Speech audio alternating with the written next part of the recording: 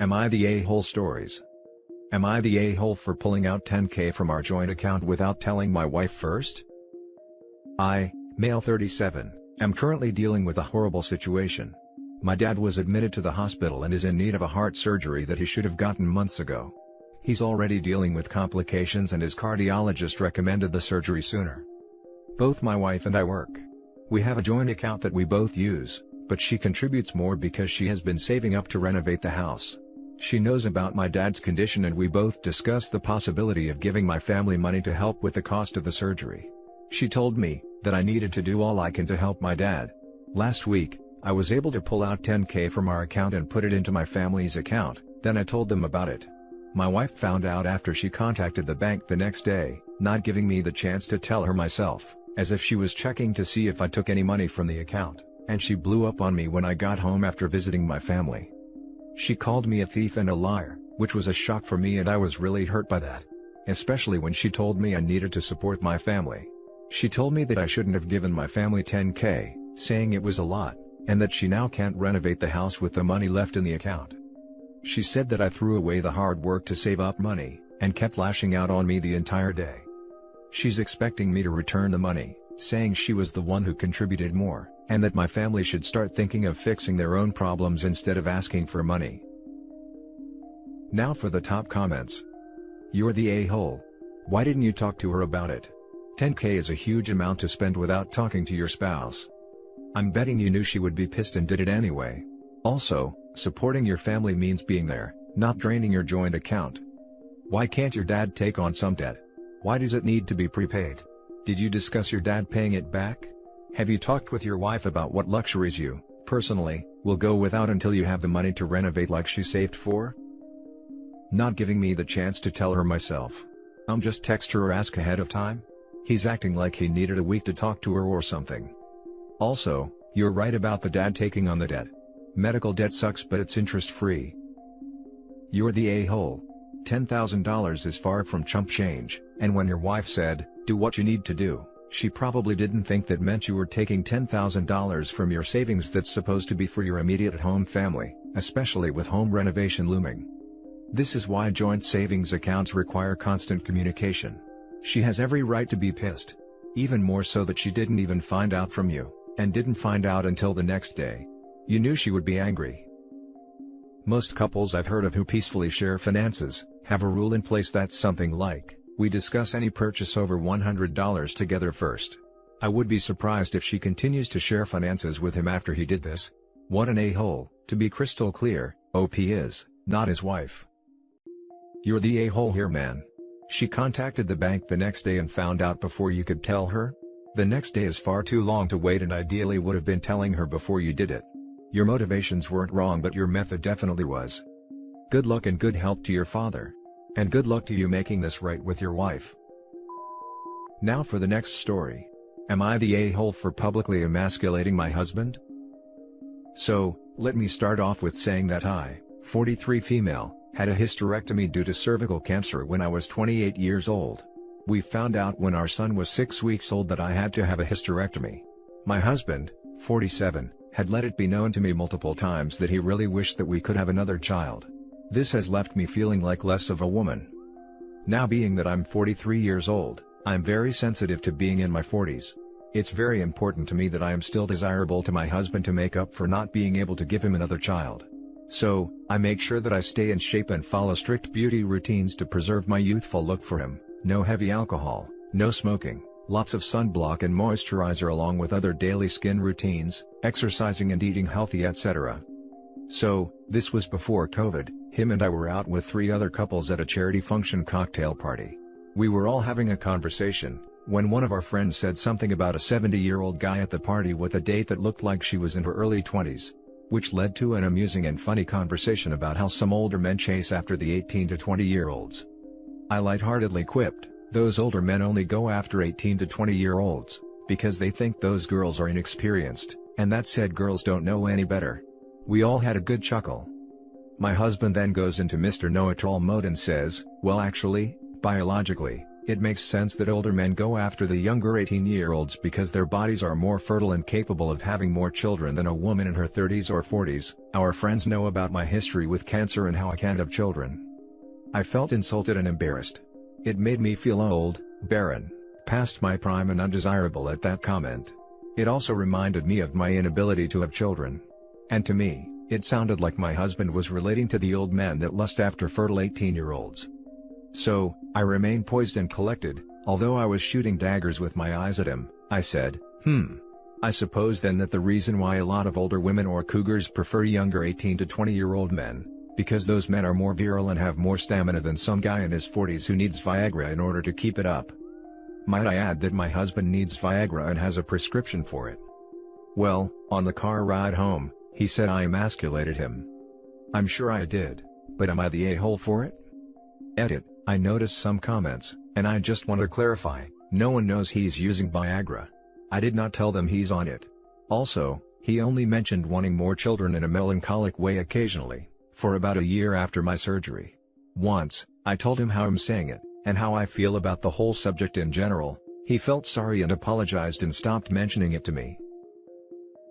Now for the top comments. Info, what the hell kind of marriage is this? Do you two even like each other? Edit, no, this is not what long-term marriages look like. Go get therapy. This sounds like a horrific marriage, honestly. Not the a-hole. No one knows he uses Viagra, right? So your comment was general. But everyone knew you had cancer and a hysterectomy, so his comment was personal. I mean, clearly your comment was a bit snippy, but considering his comment, it's understandable. I do think you should consider therapy though.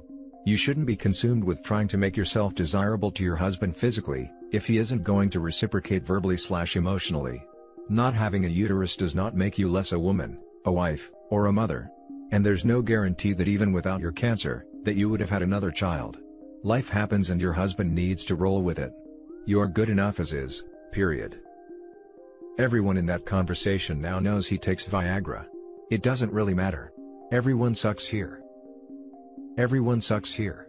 Your relationship is built upon insecurity from not having 2 kids. Your husband sounds horrible to have with his views on women and childbearing ages, and he's incredibly wrong. You could have dismissed his statement by using logic against it, but you instead went for a dig. He's your husband, supposed to be one of your best friends, and this ain't it with passive-aggressive digs at each other. Fix y'all's communication skills. You shouldn't feel like you have to make up for not being able to have kids. OP's whole, I put so much effort looking hot, cause I can't give him a child attitude, is alarming and disturbing. They need individual therapy to find some self-worth outside of being a trophy wife/baby incubator. I can understand how that comment would hurt so much when your goals are bearing children and looking sexy. Jesus, I don't ever want to get married. Why the hell are they together? Now for the next story. Am I the a-hole for not pressing my husband to be more ambitious? I, 48 female and 5'3", are married for almost 23 years with my husband, 47 male, an almost 7-foot-tall husky bear who have a heart made of honey, and is the love of my life and the father of our daughter, 21. My husband is a stay-at-home dad and he nails it. The house is always in a perfect state of cleanness, his food is delicious, his coffee is the nectar of the gods, and he is an extremely talented handyman who can fix or build anything from scratch. I am exactly the opposite when it comes to domestic skills, so for me he is a blessing, and since I have a 6-figure paying job, it's not a problem that he stays at home, especially now that I work from home most days of the week. I am in heaven. Since I am the sole provider for both of us, I give him a monthly allowance to be his fun money, and he is more than happy with this because he is a frugal man, and don't have the most expensive hobbies, like he loves woodworking and is very good at it. So after our daughter moved out of the house to go to college in another state, he has been a little bored at home, since taking care of our daughter was what consumed most of his time, and due to complications during my labor we decided to stop at the 1-kid mark. Pets are out of question because both of us are allergic to fur, so to kill his extra time he got a part-time job at a local store on retail. You should have seen his eyes when he showed me his first paycheck, and said that he would do the same as me, put half on the household account and put the rest on our retirement fund. I almost felt tempted to say to him to keep all the money for himself, but he was looking me with puppy eyes, so I said yes, and secretly increased his allowance. Also, I know the owner of the place and he is more than grateful of having my husband there, because he's not only great at interactions with the clients, but also because nobody is stupid enough to scream at a giant polar bear. I think is better if I go to the point now. His dad always gave him crap for him being a stay-at-home dad, even having an engineering degree which has been paid solely by my husband through scholarships, and him working to the bone during college, and that he was a waste. My husband never gave a damn about his father, because his father is a piece of crap who ruined 3 marriages, including his own. He was having multiple affairs with multiple married women. Long story short, my father-in-law got wind that my husband got a part-time job, and since my husband won't listen to him, he is pressuring me to pressure my husband to get a real job and be a real man. I obviously told him to go suck an egg, but when I talk about this with my friends, they side with father-in-law, and say that it's strange that my husband is a stay-at-home dad, and I felt conflicted because I love to have him at home and he is happy being at home, but I also felt that I am holding him back. So, am I the a-hole for not pressuring my husband to be more ambitious? Now for the top comments. Not the a-hole. So, let's see what we've got here. A wife who clearly adores her husband. A husband who is happy taking care of the home, who cooks, makes great coffee, can build or fix anything, and is not only satisfied with, but proud of his job. A harmonious marriage with no apparent financial problems or disagreements over money, in which both partners willingly contribute what they can to household costs. A daughter who appears to have been successfully raised by loving parents. Do you have any idea how often this kind of scenario shows up in this sub? Literally never. Your father-in-law is an a-hole. Stop feeling conflicted. You're all doing great. I feel like I need to be doing something to mark this occasion. I'll go make coffee. Won't be amazing, but in solidarity at least. Aren't the two of you the sweetest together? Oh my god, it's to cry for. Would you / your husband maybe benefit from fostering? No pressure at all. I don't know, but the kids from our street love him. The same can be said about the single mothers of our street. But if they want my hubby, they need to kill me first. I love him a little bit, to be honest with you. It's not a romantic thing, I just want him to make me a coffee and maybe fix something. He would love to do it, he loves help people. The single mothers of my street love to use him as helping hand, but they know that his hands are the only part of him they will ever have. Now for the last story. Am I the a-hole for keeping my ex-husband's last name after I was asked to change it? I've been married once before. My ex and I were a couple for 9 years and married for 7 of them. We have 3 kids together, ages 11, 8, and 6. I kept my ex-husband's last name after we divorced. We're still friends and it was too much of a hassle to revert to my maiden name, since I'd already graduated college and started my career with my married name. I also like having the same surname as my kids. My ex has never cared before, nor does my current boyfriend. However, my ex recently became engaged to his new girlfriend, together less than a year. I've met her only a handful of times, but she seemed nice enough and my kids haven't voiced any issues with her, which to me is the most important thing.